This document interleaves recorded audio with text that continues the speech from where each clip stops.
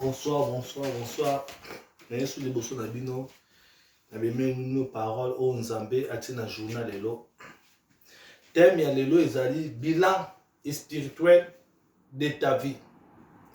Bilan spirituel de ta vie, tu es que dans le monde ya mokilo yo, batu nyonso baosala ba bilan. Fin de l'année, sur le site mo ba d'année asika baosala ba bilan, ndenge nini ba compagnie na bango zo marché, ndenge nini misala na bango zo kende po ba yeba place faillite ezali afin que ba koka kobongisa. Mais biso pe ba na Nzambe, tozana ba bilan na biso spirituel, o Nzambe atieli biso o to kobongisa.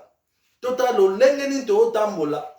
Etange mwa na Nzambe, tango anesili, faut tala échec ni ozui na ndenge ya spirituel, gafi nini osalaki, kote ni ozo marché te, po okobongisa, po ane ezala malamu.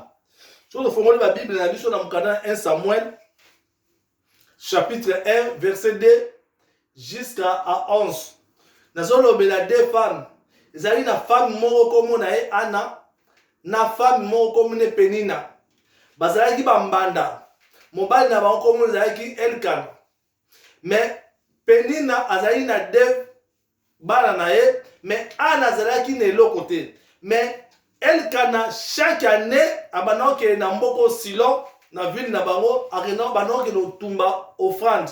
So atumbi offrande esili si ma foi pesa don potion la qui ko donner potion la qui quelque chose au pesi abon na pesi potion pa ya Ana moko pa Penina apesi ye misat po nombre ya bana nombre ya ba potion azo pesa.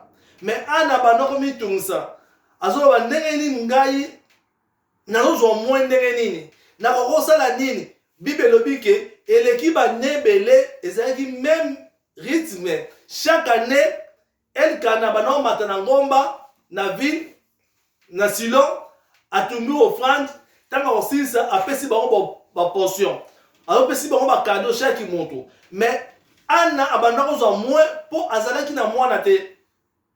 Ana tiré une monate. Abi bilan na ngala osala chaque année ngala zoka moins.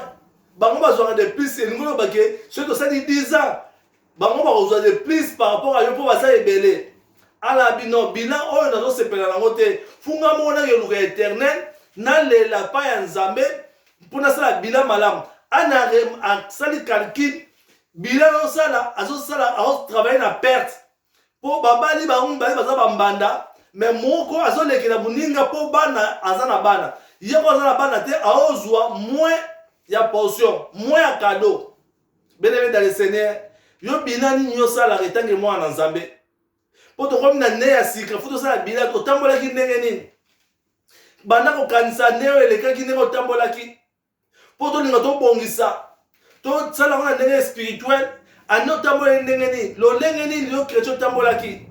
Est-ce que vous bénéficiez quelque chose ou bien au sali moins quelque chose ou bien au tambolé ma bête. Et ça moment yango ya ko bongisa bila to te ba tout la ndenge ni to tambola. Et tant que ba na Nzambe faut to tambola lo lenge Seigneur alingi. So to tambola lo lenge Seigneur alingi te to zo comme faible. To sala moins plus que sala moins plus que zo dinda plus que sala moins plus que foi zo diminuer. Foi na biso ezala plus que foi ezo koma makasi plus que tozo koma pe na kondima munene beleme dans le Seigneur et loko mwana mwaso asalaki Ana abino ngai funa ke luka comptable na ngai ndenge bata mokili bazalaka so azana gestionnaire te awasala commerce basengi fo za na comptable po comptable sa ele ba calcul ndenge be biso ba na Nzambe to zalaka soki tozo sambela ozo mona makambo ozo simba te ozo sambela ozo mona makambo ozo marcher te osala ba moins il faut luka elongi ya Nzambe ane loko asalaki akina luka elongi ya Nzambe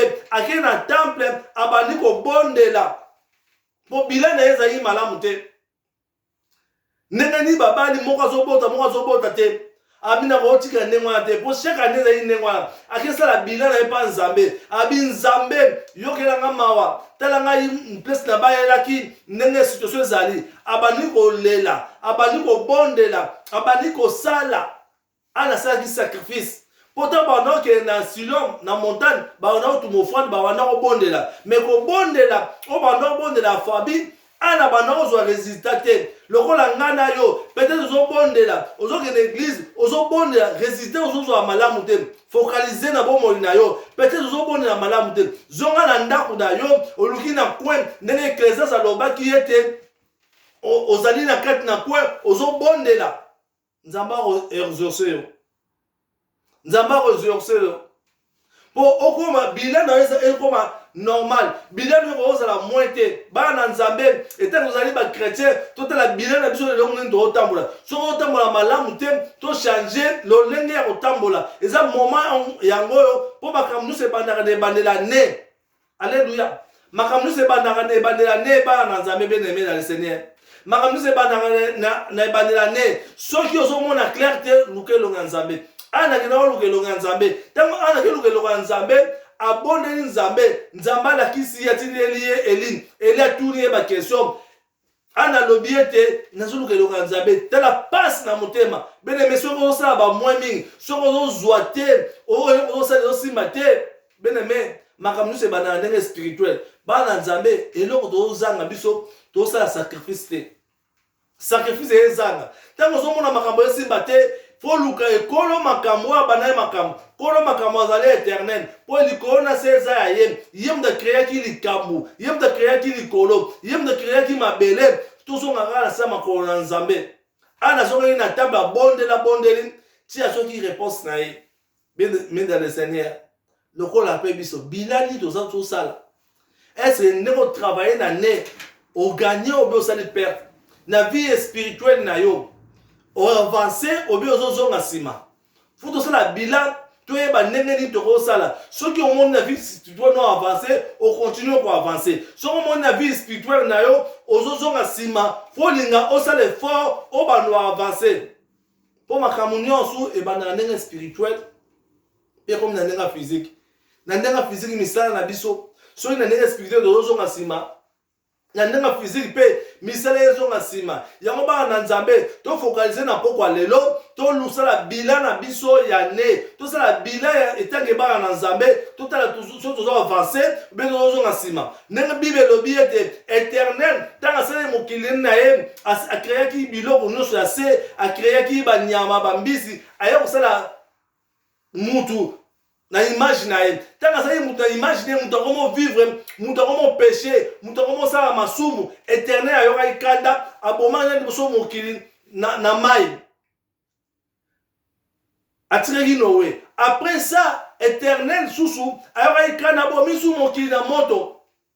Éternel ba non ça la perte. Étant donné Nzambe abino na ko ça sous perte sa beauté. Perte na ça la ngam na so perte. Il faut la ça la sacrifice. Bien dans le Seigneur. Et là on va biso ba na Nzambe, to lingo ça la sacrifice te. To lingo zoa ça sacrifice. Yemo Nzambe na likolo na se a ça la qui sacrifice pour à gagner quelque chose. Nzambe lo ni na salaki abino na zana mwana nga moko mone Yesu Masia funa sacrifice atina Yesu Masia ayo kufa pona biso asalaki sacrifice tanga Yesu Masia ayo kufa Yesu Masia tanga ayo kufa Nzambe aganyaki Nzambe aganye banani aganye ngana yo poto komi ba na Nzambe bénéfice ya Nzambe yo ondimeli Seigneur ya Bible biete soki mutu moko andimi Yesu na kata mokilo na lole la fête what is that bénéfice ya Nzambe puisque mutu moko andimi Nzambe ebike na zui bénéfice ya ami moko na zui bénéfice mutu moko andimeli ngai bénéfice ya Nzambe ya biso ba na Nzambe bénéfice na biso eza wapi tozo be sheki mingi poto ni musa sacrifice te Nzambe ye moi ça sacrifice atina Yesu Masia po ya kufa pona masumu na biso.